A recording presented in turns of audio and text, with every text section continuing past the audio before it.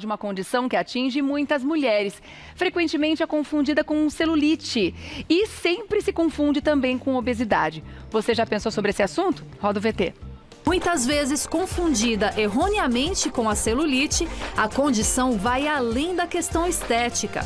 Crônica, progressiva e sem cura, a doença pode impactar a qualidade da vida das mulheres, público que mais sofre com lipedema. Podendo variar em intensidade e localização, o problema é complexo e, apesar de atingir aproximadamente 10% das brasileiras, ainda é cercado de dúvidas e tabus. Hoje eu quero saber das pessoas que estão passando aqui na Avenida Paulista, se elas sabem o que é lipedema. Será que vão acertar? Não faço ideia. Tô meio por fora.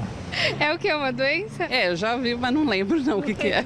Já ouvi algumas pautas sobre, mas também pra mim é relacionado a alguma coisa a inchaço. Alguma coisa por esse caminho aí, mas também não tenho nenhuma certeza sobre. É um problema que as pessoas de obesidade têm, mas eu não sei direito o que é. Nunca ouvi falar, não sei o que é. Tô curiosa agora pra saber. Não, mas eu poderia olhar no Google? É sobre a mulher, né? Eu acho que é vasinhos, talvez. Tem alguma coisa a ver com pele. Uma lipo mal feita e ficou com edema. Lipedema tem nome de doença, é um remédio, né? Lipedema é um acúmulo de gordura e de líquido nas pernas devido a algum processo inflamatório. Normalmente pode ser uma doença genética ou não. Conheço assim, várias mulheres, inclusive, têm e não sabe que tem. E você, já ouviu falar sobre lipedema? Hoje o Mulheres vai responder a todas as suas perguntas. Fique ligada!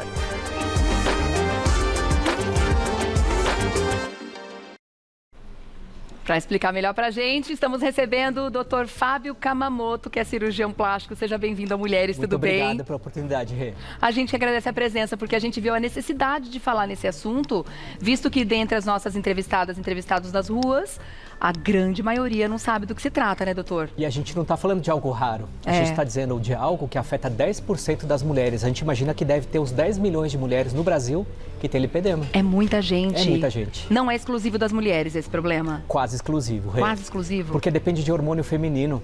Então, na verdade, ele se desencadeia a partir do estrógeno. E por isso que ele começa na adolescência. Já na adolescência, as mulheres podem já desenvolver, quer dizer, as meninas que estão crescendo já podem desenvolver lipedema. Normalmente sim, só que isso só vai se agravando ao longo da vida. E como é que elas conseguem diferenciar o lipedema de um inchaço ou, de repente, de um processo de obesidade que ela possa estar passando naquele momento? Ótima pergunta, porque como o lipedema tem a ver com gordura, só que são gorduras que se desenvolvem nos membros, pernas, joelhos, coxa e braços, e não no tronco. A obesidade se dá mais no tronco normalmente, né? E a outra diferença fundamental é que o lipedema dói. Você vai ter a oportunidade daqui a pouco de falar com algumas pessoas que têm lipedema, que vieram aqui de convidadas. Tá. E elas vão referir para você quanto isso atrapalha a vida. Fica roxa, dói, incomoda ao toque. É bastante sofrido o lipedema. E é uma doença crônica? É, porque como começa na adolescência e vai acompanhar a vida da mulher até a menopausa, é algo que assim não é pontual, percebe? Enquanto ela tiver hormônio, tem lipedema, só que isso é dos 12 aos 60. A partir da menopausa, isso então dá uma amenizada? Sim, em princípio sim, pela queda de hormônios, mas assim, é muito tempo para você ter dor, né? Tá. Então, se dói, é porque tem uma inflamação ativa no corpo. Essa é a palavra. Então, elas têm uma inflamação ativa. Elas ficam roxas com facilidade, mesmo sem nenhum trauma. Você fala assim, nossa, nem sei onde eu bati. Nem bati. E tô o tempo todo roxa. Cada vez que ela tem uma mudança hormonal, por exemplo, tomei anticoncepcional, engravidei, fiz tratamento para engravidar, isso vai piorando. Então ela começa a se encher de caroços, de gordura e começa cada vez a ter mais volume nas pernas e começa a tentar emagrecer, perde gordura no rosto, na barriga e a perna continua com volume enorme e dolorida. Então, esse diagnóstico do lipedema é importantíssimo de ser feito antes de qualquer tipo de tratamento hormonal, seja para evitar filhos ou para ter filhos. E por isso é tão importante você trazer isso hoje aqui, porque se a gente descobrisse precocemente e evitasse essas situações que pioram o lipedema, a gente poderia prevenir isso. A gente tem uma imagem aqui que mostra a gordura normal. A de cima. Que é a de cima, que é essa gordura que a gente já conhece como uma gordura bem amarela, né? E embaixo é o lipedema. Explica pra gente na prática a diferença, doutor. Olha só como é interessante essa imagem de baixo, Rê, porque você tá vendo os caroços? Sim. E esses caroços... Essas gorduras, né? Esses Essas caroços bolinhas amarelas, né? Ah. E o que está acontecendo? A partir do momento que ela começa a ter essas crises de inflamação, que é o que você referiu, essa gordura começa a fazer o que a gente chama de fibrose.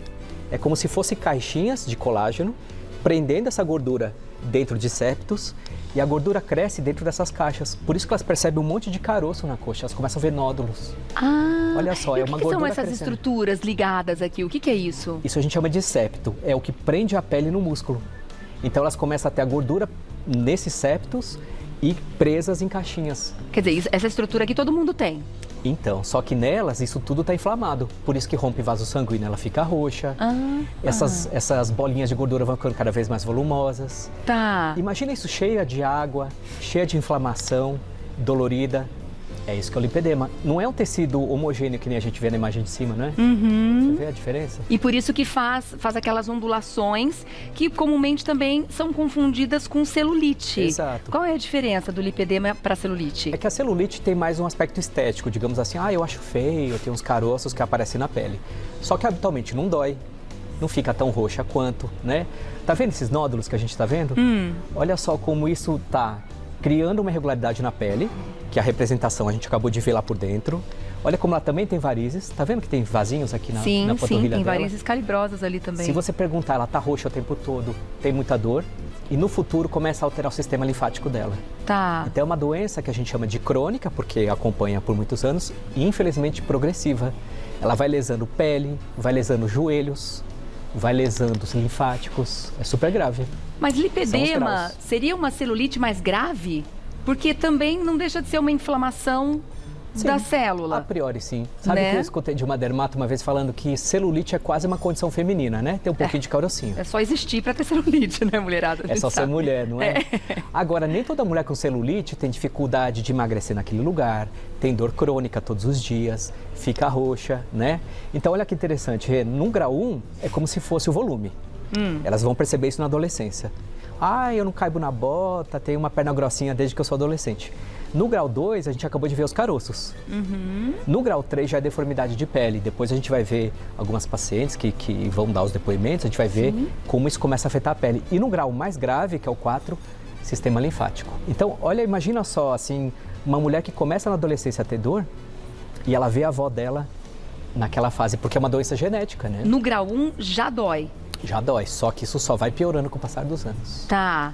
E aí a diferença, além da questão estética que a gente claramente vê aqui, do grau 1 para o grau 4, significa que ela, além do lipedema, ela tem lifedema, que se chama? Que é a lesão do sistema linfático e que começa a ter retenção de água. Só que ao longo dessas coisas, que é o que a gente não vê naquela imagem, tem lesão de joelho, elas começam a ter artrose, condromalácia, que é uma lesão ortopédica, elas começam a desenvolver problemas nas veias, elas começam a ter problemas emocionais, né? É super associado a distúrbios alimentares. Não sei se você escutou lá no VT, ela fala assim, ela tá comendo, ela tá com compulsão. É verdade. O que acontece ali é o seguinte... No caso da Yasmin, que você está citando, né? Porque você imagina assim, você treina, você come direito, você faz tudo certinho e você não tem uma resposta naquele tecido, por isso que é tão grave. E não consegue emagrecer. Quer dizer que fazer uma reeducação alimentar, comer melhor, isso tudo é ótimo para qualquer pessoa, para qualquer fase da vida, independente dessa doença ou não. Mas a resposta não. É mais pobre. Mas não adianta nada no caso do lipedema. Assim, é muito cruel falar que isso. Assim, não adianta nada assim, acho que todos nós precisamos treinar e comer bem, né? Claro. Não é isso que eu tô dizendo.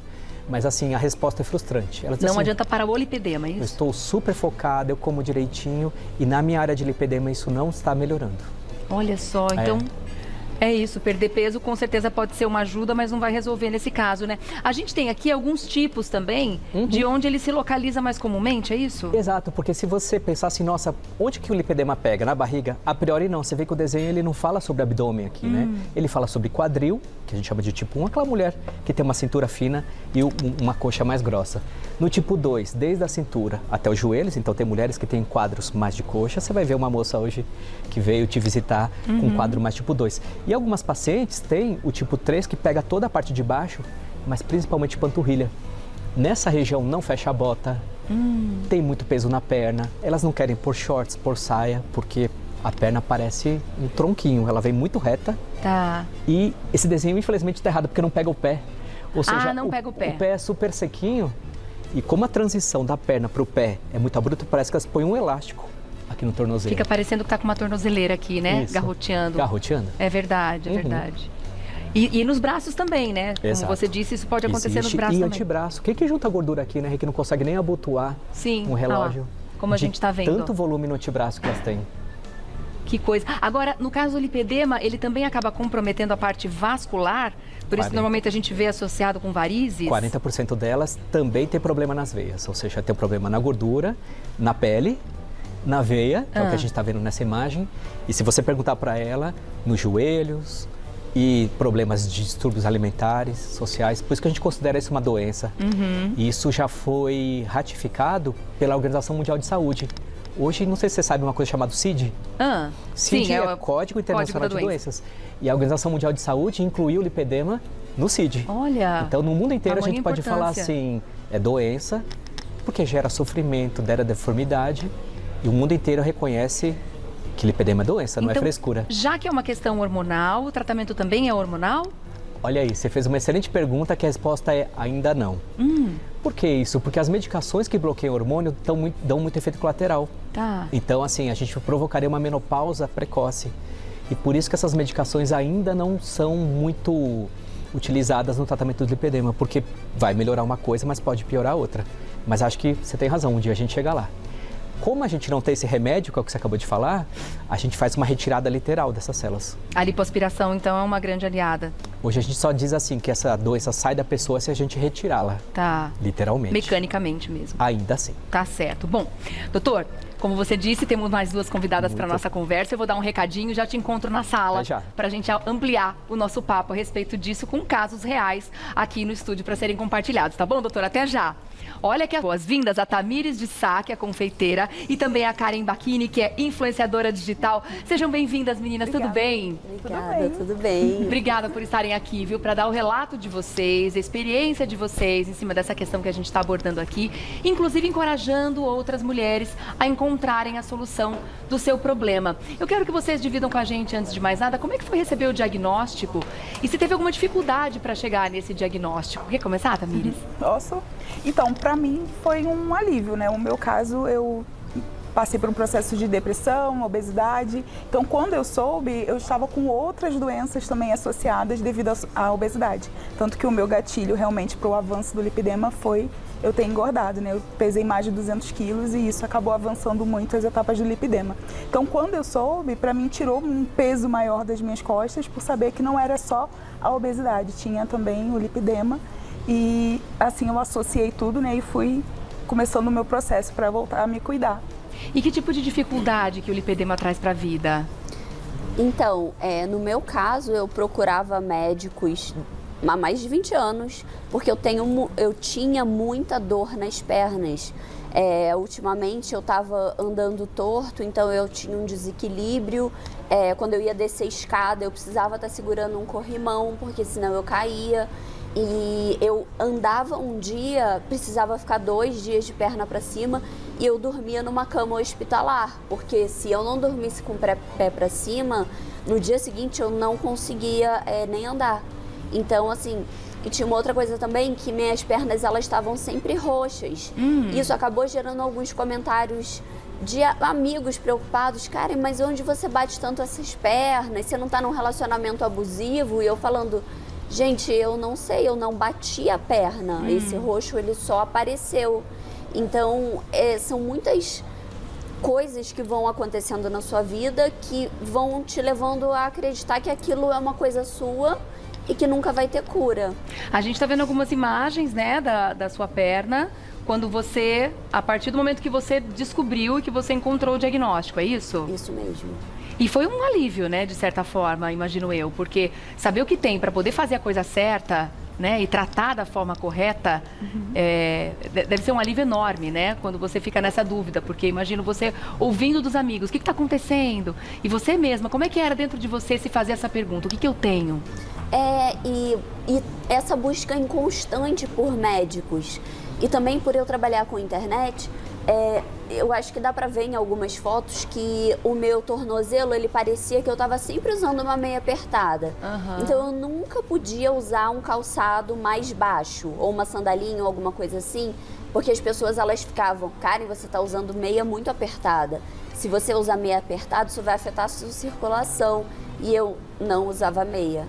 Aí ficava nessa, né? Mas o que é aquilo ali, então, que tá apertando, garroteando a minha perna? E era uma bola de gordura. Então, tipo, foi uma coisa que se eu não tivesse sido alertada sobre o lipedema, eu não saberia o que é até hoje. E eu estaria vivendo numa qualidade de vida muito inferior. Sem dúvida. Então, não necessariamente o lipedema está associado à obesidade. Exatamente, são coisas diferentes. Às vezes, uma pessoa que tem lipedema também pode estar, em algum momento, com sobrepeso ou obesidade. Mas, a priori, são coisas diferentes e com tratamentos totalmente diferentes. Tá. Na família de vocês também tem casos de pessoas com lipedemas? Sim, agora eu já consigo identificar algumas pessoas. Eu acho que o meu lado da avó paterna é de onde vieram os casos. Que a minha avó materna não tem, minha mãe também não tem. E aí, por isso que ficava mais difícil ainda de diagnosticar, de saber de onde veio, porque a minha avó paterna, ela sempre teve coxas muito grandes, mas a gente não sabia o que era. E a gente levava no médico, é obesidade, tem que controlar a boca, não tá comendo doce. E aí ela falava que fazia dieta e a gente ficava naquela, né? E ela já tinha idade muito avançada para fazer uma operação, né? De uma doença que a gente pode prevenir agora, quando a gente é jovem, quando a gente pode operar, do que deixar para depois, quando não vai mais poder ter as mesmas opções que a gente tem agora.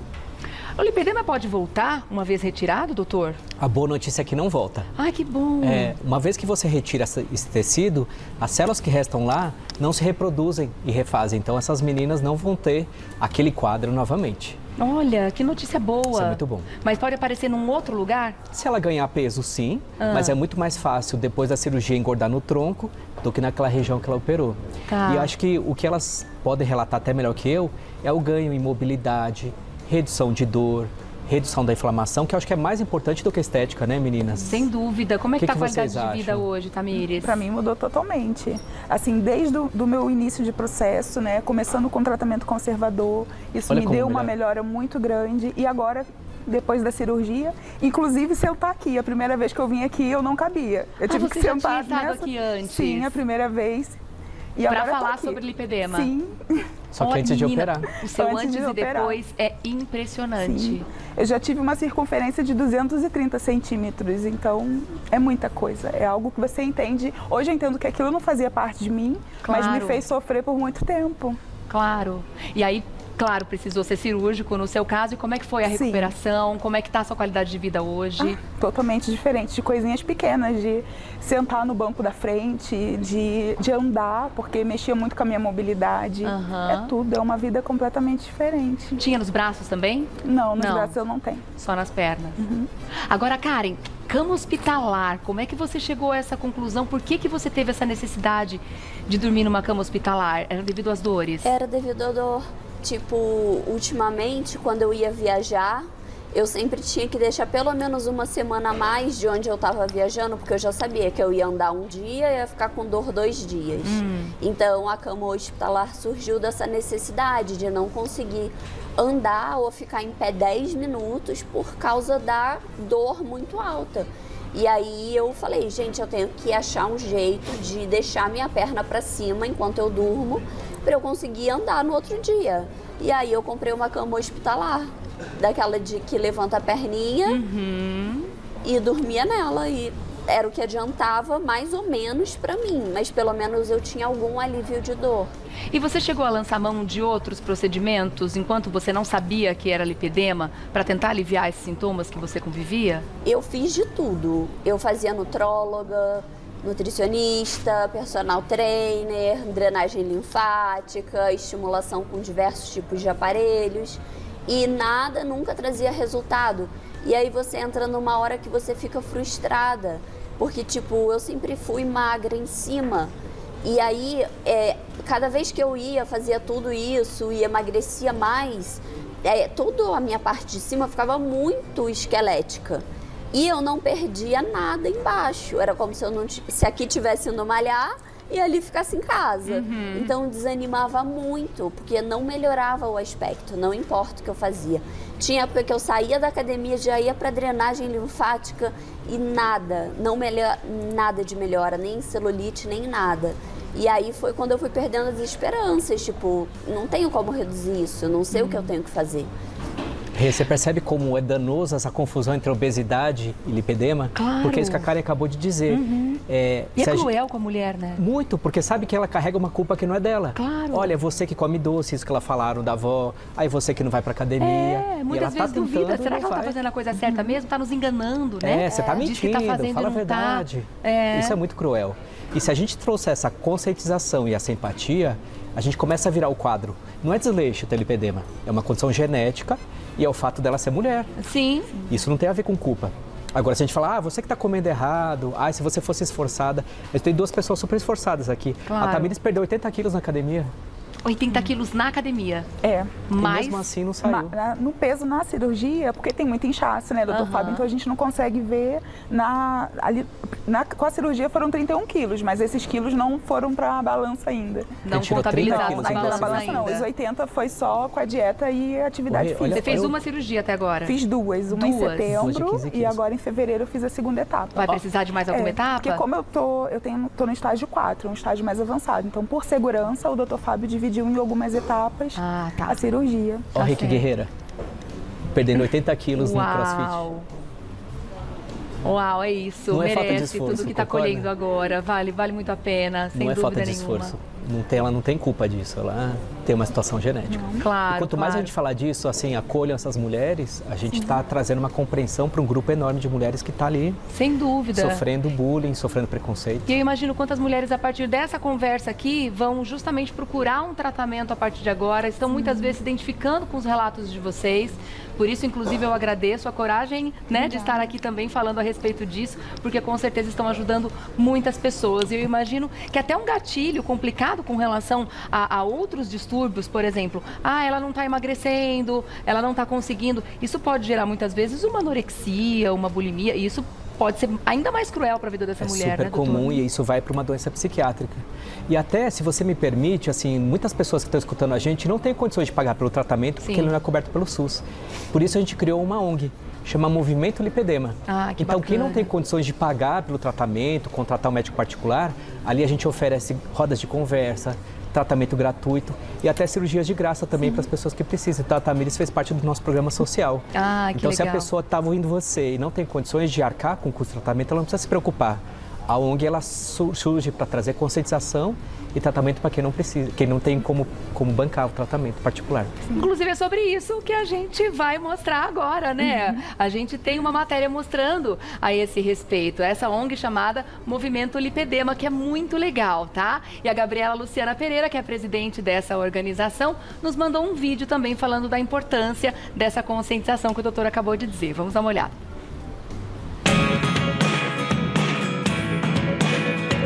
Desde 2021, a gente atua acolhendo, trazendo informações e fazendo a conscientização dessa patologia chamada lipedema, que infelizmente ainda é pouco diagnosticada. O lipedema ele não tem cura e o tratamento precoce evita que as mulheres cheguem a estágios avançados. Então, se você está aí, está ouvindo, se identifica, reconhece esses sintomas, entre em contato com a gente. O nosso @ do Instagram é ONG Movimento Lipedema.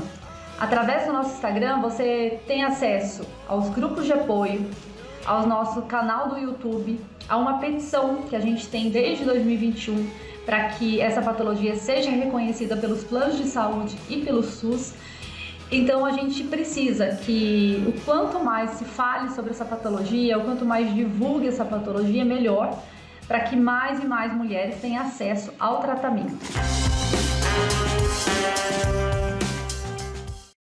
Gente, que maravilhoso esse trabalho. Obrigada, viu, Gabriela? Seu trabalho realmente é de suma importância para muita gente. Se você quer saber mais sobre o lipedema, pode entrar em contato com a ONG pelo Instagram @ONG Movimento Lipedema, @ONG Movimento Lipedema. Gente, obrigada viu, por essa presença aqui, pelas histórias, pelo compartilhar, que é tão importante e necessário para essa mulherada que está acompanhando a gente. Então, vou deixar também aqui o @ do Dr. Fábio para você acompanhar nas redes sociais.